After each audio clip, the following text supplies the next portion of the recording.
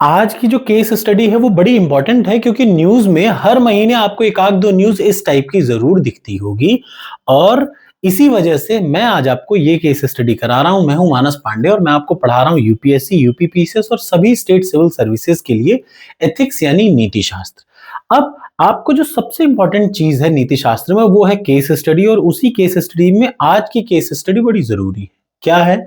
आपसे यही निवेदन है कि जब इसको पूरा देख लें तो कमेंट बॉक्स में ज़रूर बताएं कि कैसी लगी ये अप्रोच। तो चलिए केस स्टडी क्या है कि मान लीजिए आप एक जगह के जिलाधिकारी हैं। अब सबसे पहली चीज़ आपको याद रखना चाहिए जिलाधिकारी का मतलब होता है डिस्ट्रिक्ट मजिस्ट्रेट।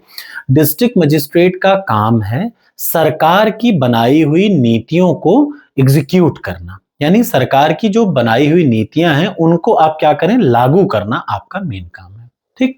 दूसरा आपको क्या काम है जो आपके कमजोर तकबे हैं उनका नैतिक संरक्षण भी आपकी जिम्मेदारी है। ये दोनों एक जिलाधिकारी के काम होते हैं।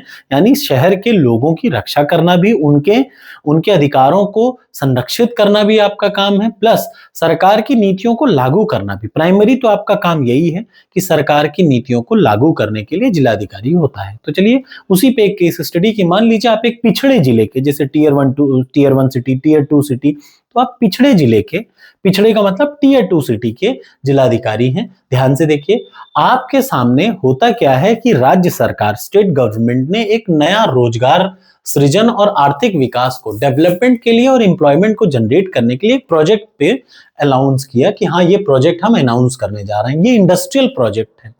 जब कोई इंडस्ट्रियल प्रोजेक्ट होता है या कोई इंडस्ट्रियल प्रोजेक्ट लागू या उसकी चर्चा या पास किया जाता है तो पता है उसके लिए जगह जमीन चाहिए होती है।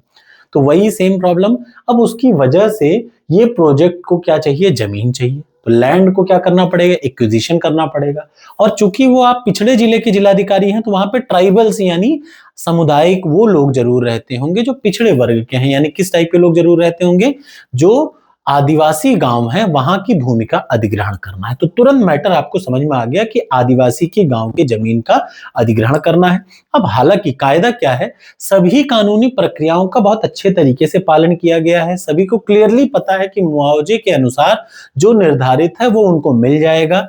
ठीक उनका पुनर्वास हो जाएगा। ये सब बातें बताई जा चुकी हैं जन सुनवाई के दरम्यान में बता दिया। लेकिन फिर से आपको पता है कि जब गांव के लोग चौराहे पे या किसी चाय की पोस्ट पर बैठते हैं तो वो यही डिसाइड करते हैं। तो आपके पास फिर जन सुनवाई के दरम्यान में आदिवासी लोग आते हैं और उन्होंने कहा कि सर ये जो एक्विजिशन है इससे हमारी सांस्कृतिक पहचान हमारी वनिक आजीविका और संरचना सब कुछ अस्त व्यस्त हो जाएगी।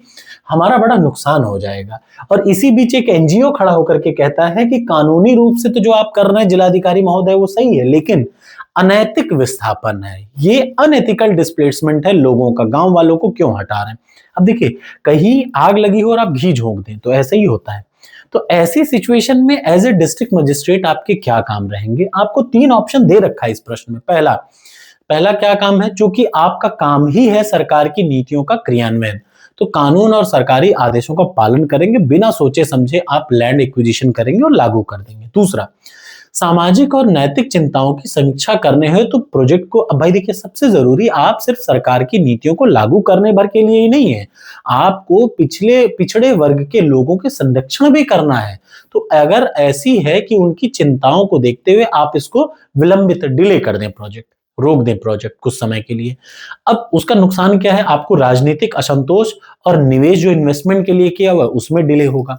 तीसरा ऑप्शन परियोजना को अस्थायी रूप से टेम्परेरी रूप से क्या कर दिया रोकें और संतुलित दृष्टिकोण मतलब बैलेंस्ड अप्रोच आप अपनाएं। आप क्या करेंगे तीनों के प्रोस और कॉन्स मतलब अच्छी बुरी दोनों कंडीशन में बताना है फिर आपका अप्रोच क्या रहेगा वो बताना है। तो चलिए शुरुआत करते हैं वन बाय वन। यहां से देखिए सबसे पहला आपको लिखना है क्या स्टार्टिंग में जिसको बोलते हैं क्या इंट्रोडक्शन। तो जिलाधिकारी का काम सबसे पहले आप लिखेंगे एज ए जिला magistrate I am interested with dual responsibility. एक जिला अधिकारी की याद रखिए एक जिला अधिकारी की दो ड्यूटी होती है। पहली सरकार की नीतियों का क्रियान्वयन और दूसरा संवैधानिक वैल्यूज स्पेशली न्याय डिग्निटी और प्रोटेक्शन ऑफ पिछड़े वर्गों के राजनीतिक याद रखिएगा संवैधानिक मूल्यों जैसे न्याय गरिमा और कमजोर वर्गों के संरक्षण को बनाए रखना भी एक जिलाधिकारी का ही कर्तव्य है।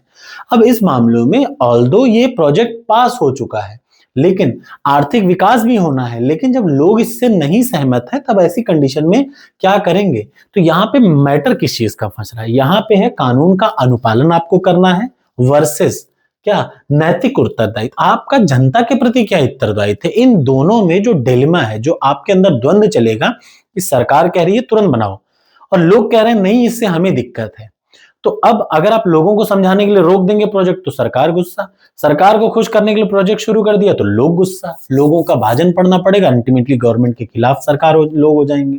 तो सबसे पहला ऑप्शन देखते हैं परियोजना को तुरंत लागू करना।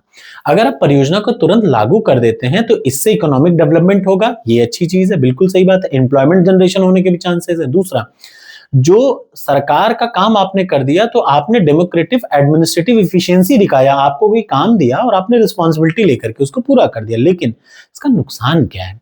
इसका नुकसान ये है कि देखिए आदिवासी समुदाय की संस्कृति का नुकसान होगा। दूसरा, प्रशासन के प्रति लोगों का अविश्वास बढ़ जाएगा। तीसरा, सहानुभूति जैसे नैतिक मूल्यों का आपने उल्लंघन कर दिया। ठीक, तो अब सही है कि नहीं है? तो मैं बता दूं, पहला ऑप्शन कानूनी रूप से एकदम सही है लेकिन नैतिक रूप से गलत है। यानी यह कानूनी रूप से सही है लेकिन नैतिक रूप से कमजोर है, इसलिए पहला ऑप्शन नहीं सही है। दूसरा, रिजेक्ट कर दें या इसको तुरंत रोक दें, ये प्रोजेक्ट को आपने रोक दिया, क्यों? क्योंकि ये गरीबों के हितों के खिलाफ है, ऐसा लोग कह रहे हैं और आप भी उन्हीं के फेवर के लिए काम कर रहे हैं। तो इससे क्या होगा? प्रोजेक्ट जो है रुक जाएगा और आप इसका फायदा क्या है? आपने जो आदिवासी लोग हैं उनके हितों की रक्षा करी, you protected the rights of tribal area. दूसरा, सपोर्ट आपको एनजीओ से और सोसाइटी से भी मिल गया। लेकिन इसका नुकसान क्या है? आपने गवर्नमेंट का ट्रस्ट खो दिया, सरकार का ट्रस्ट खोड़ दिया, सरकार के लिए आपने एक थोड़ा फ्रस्ट्रेशन का काम कर दिया, आपकी वजह से जो इन्वेस्टमेंट है उसका लॉस हो रहा है। तो ये भी थोड़ा सा बहुत अच्छा अप्रोच नहीं है। ये एथिकल रूप से तो सही है लेकिन कानूनी रूप से ये गलत है। ठीक, आपने कानून का पालन नहीं किया क्योंकि आपका सिर्फ काम है नीतियों का क्रियान्वयन। अगला आ जाइए, तीसरा और सबसे जबरदस्त जो है सर्वोत्तम विकल्प क्या है? परियोजना को अस्थायी रूप से रोकिए और संतुलित अप्रोच अपनाइए। संतुलित अप्रोच कैसे अपनाएंगे ये ध्यान से देखिए। तो क्या करेंगे? सबसे पहला इधर देखिए, संघर्ष मुकदमेबाजी में संभावना कम रहेगी। आपने थोड़ी देर के लिए प्रोजेक्ट को डिले कर दिया, थोड़ा सा, मतलब बहुत सीमित समय के लिए टेम्परेरी रूप से रोका, तो इससे क्या होगा? कोई मुकदमेबाजी नहीं होगी, लोग भी मान जाएंगे। टिकाऊ उत्तरदायी विकास के तौर पे कर रहे हैं। ठीक, थोड़ा बहुत गवर्नमेंट का इंटरेस्ट आप पे गड़बड़ होगा, गवर्नमेंट कहेगी यार हमने कहा तुरंत लागू करो, तुम नहीं कर रहे हो। इसमें सबसे जरूरी है सरकार को स्पष्ट, तर्क संगत और नैतिकता के आधार पर जो आपने निर्णय लिया उसकी तुरंत जानकारी दें। ठीक, वास्तविक और परामर्श के साथ साथ आप सबसे पहले एनजीओ के लोगों को कॉन्फिडेंस मिले और फिर गांव वालों को समझाएं कि इसका आपको यहां से हटा रहे हैं तो आपका पुनर्वास और पुनर्स्थापन पैकेज को तुरंत आगे बढ़ाएं। पहले हम आपका पुनर्वास का ध्यान देंगे, उसके बाद आपको यहां से हटाएंगे। ये एक इंपॉर्टेंट चीज है, पहले हम आपको वहां शिफ्ट कर देंगे, उसके बाद आपको यहां से हटाएंगे। वैकल्पिक आजीविका, जब तक ऐसा होगा तब तक आपको उसमें हम क्या लगा सकते हैं, जो प्रोजेक्ट बनेगा उसमें आपको नौकरी देंगे, ऐसा कुछ आप कर सकते हैं। और उसके बाद आप अपनी चीजों को संतुलित माध्यम से आगे बढ़ा सकते हैं। याद रखिए, ये आपको याद रखना है कि एक लोक सेवक केवल कानून को पालन करने वाला अधिकारी नहीं होता बल्कि संवैधानिक नैतिकता का संरक्षक भी होता है। ये लाइन आप जरूर कोट करिएगा कि जो लोक सेवक है वो सिर्फ कानून के पालन के लिए नहीं होता, वो लोगों के नैतिकता के संरक्षण के लिए भी होता है। ये आपको याद रखना है। और लास्ट में एक लाइन जरूर आपको लिखनी चाहिए, ये याद रखिए, वो क्या है? न्याय के बिना विकास शोषण है, वैसे ही नैतिकता के साथ अगर आप विकास कर रहे हैं तो ही आपका राष्ट्र निर्माण होगा। ये है शॉर्ट केस स्टडी। आशा है आपको ये वीडियो अच्छी लगी होगी। जरूर बताएं अपनी राय कमेंट बॉक्स में। Thank you.